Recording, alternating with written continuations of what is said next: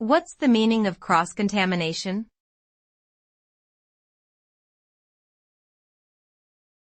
Cross-contamination.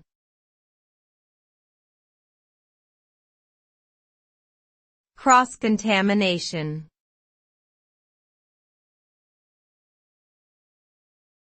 Cross-contamination.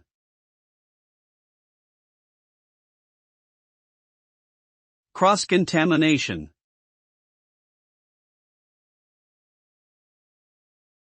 Cross-contamination refers to the transfer of harmful substances or microorganisms from one surface or object to another. This can happen in various settings, including food preparation, medical facilities, and laboratories. The result of cross-contamination can be significant, as it can lead to the spread of illnesses and infections.